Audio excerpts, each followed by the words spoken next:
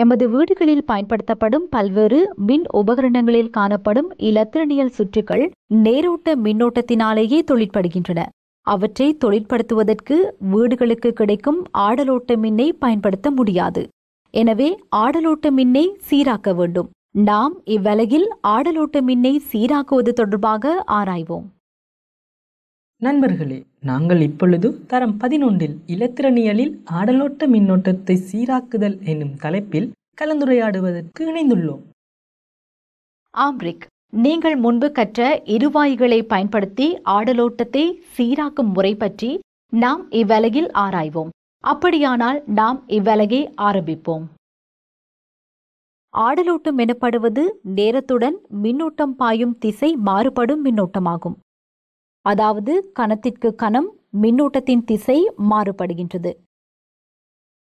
எமது வீடுகளுக்கு கிடைக்கும் மின் ஆடலோட்ட வடிவிலேயே கிடைக்கின்றது. அவ்வாறே எளிய டைனமோவில் மின்னோட்டம் ஆடலோட்டமாகவே பிறப்பிக்கப்படுகின்றது. ஆடலோட்ட மின்னோட்டத்தை வரைபு வடிவில் காட்டினால் அது சைன் வளையாகும். இங்கு வரைபு அச்சின் கீழ்ப்பகுதிக்கு சென்றிருப்பதற்கான காரணம் ஓட்டத்தின் திசை மாறுபடுவதாகும். அவ்வாறே நாம் நேரோட்டம் என குறிப்பிடுவது நேரத்துடன் ஓட்டத்தின் திசை மாறுபடாத ஓட்டமாகும்.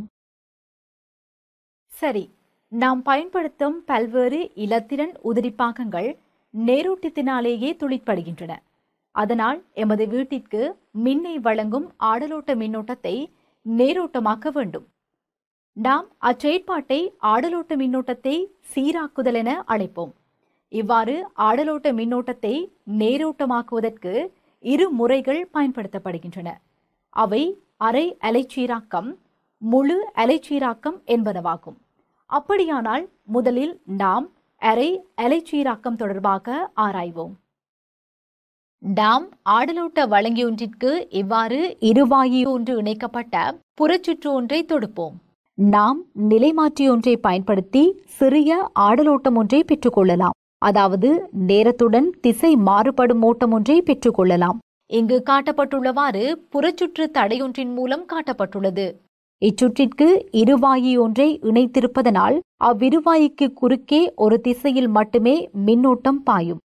அதாவது எக்ஸலிலிருந்து எல் வரை மட்டுமே மின்னோட்டம் பாயும். எதிர்திசையில் மின்னோட்டம் செல்வது இருவாயினால் தடுக்கப்படுகின்றது. அவ்வாறே வலது பக்கமாக உள்ள சுற்றில் கிடைக்கும் மின்னோட்டத்தை வரைபுபடுத்தினால் கீழே காட்டப்பட்டுள்ளவாறானதொரு சைன் வளையி கிடைக்கும். இங்கு நாம் முழு அலையையும் சீராக்க முடியாது. அதாவது நாம் ஒரு திசையில் மட்டும் மின்னோட்டத்தை செல்லவிட்டு எதிர்திசையில் செல்லும் அரைப்பகுதி மின்னோட்டத்தை தடுக்கலாம். ஒரு திசையில் மட்டும் மின்னை பாயவிட்டு எதிர்திசையில் செல்லும் மின்னோட்டத்தின் அரை அலையை தடுத்து விடலாம். இதனால் நாம் இம்முறையை அரை அலைச்சீராக்கம் என்கின்றோம். நல்லது, நாம் இப்போது பல விடயங்களை கலந்துரையாடினோம். இனி உங்கள் அறிவை பரீட்சித்துவிட்டு பாடத்தின் அடுத்த பகுதிக்கு போவோம். சரி, நாம் முழு அலைச்சீராக்கம் என்றால் என்ன என ஆராய்வோம்.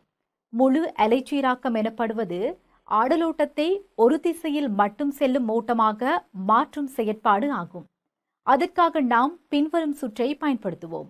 இனி நாம் இச்சுற்று எவ்வாறு இயங்குகின்றது என ஆராய்வோம். முதலில் இத்திசையில் மின்னோட்டம் பாய்வதாக கருதுங்கள். அதன்போது முதலில் ஓட்டம் புள்ளி ஏயை வந்தடையும். புள்ளி ஏயை வந்தடையும் ஓட்டம் D1 இருவாயினூடாக மட்டுமே செல்லும். இங்கு D4, D2 இருவாயி பின்முகமாக கோடலுற்று காணப்படுவதே இதற்கு காரணமாகும். இவ்வாறு வரும் மின்னோட்டம் அடுத்து புள்ளி Cயினூடாக பயணம் செய்யும். B புள்ளியை வந்தடைந்த மின்னோட்டம் D3 இருவாயினூடாக மட்டும் செல்லும். இதற்கான காரணம் புள்ளி Aயில் அழுத்தம் புள்ளி Bயில் அழுத்தத்தை விட உயர்வாக காணப்படுவதாகும். D4 இருவாயி இன்னும் பின்முக கோடலுற்ற நிலையிலேயே காணப்படுகின்றது. இதற்கமைய D3 இருவாய்க்கு குறுக்கே புள்ளி Dயை வந்தடையும் மின்னோட்டம் மீண்டும் அதே திசையில், அதாவது Y திசையில் பயணம் செய்யும். அதற்கான காரணம் புள்ளி Cயில் அழுத்தம் அதிகம் என்பதால் D2 இருவாயி பின்முக கோடலுற்ற நிலையில் காணப்படுவதாகும். அடுத்து மின்னோட்டம் எதிர் திசையில் பாயும் போது முதலில் மின்னோட்டம் புள்ளி Dயை வந்தடையும். அப்புள்ளியை வந்தடையும் மின்னோட்டம் D2 இருவாய்க்கு குறுக்காக புள்ளி Cயை நோக்கி பாயும். இவ்வாறு நடைபெறுவதற்கான காரணம் D3 இருவாயி பின்முக கோடலுற்று காணப்படுவதாகும்.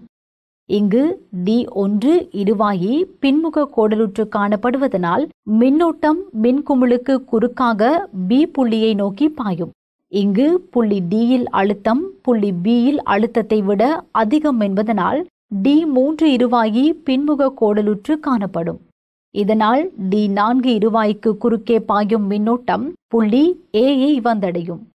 பின்னர் மின்னோட்டம் Xஐ நோக்கி பாயும். இதற்கான காரணம் புள்ளி Cயில் அழுத்தம் அதிகம் என்பதனால் D1 இருவாயி பின்முக கோடலுற்று காணப்படும். இவ்விரு சந்தர்ப்பங்களிலும் மின்குமிழுக்கு குறுக்கே மின்னோட்டம் ஒரே திசையில் பாய்ந்து செல்வது எமக்கு தெளிவாகின்றது. எனவே இச்சுற்றில் முழு அலைச்சீராக்கம் நடைபெற்றுள்ளது. இனி இச்செயற்பாட்டை வரைவு மூலம் காட்டலாம். இவ்வாறு ஆடலோட்டம் ஒன்று இச்சுற்றிற்கு குறுக்கே செல்லும் போது அது நீரோட்டமாக்கப்படும். இங்கு மின்னோட்டத்தின் திசை மாற்றமடைவதற்கேற்ப ஒவ்வொரு அரைவட்டமும் பெறப்படும்.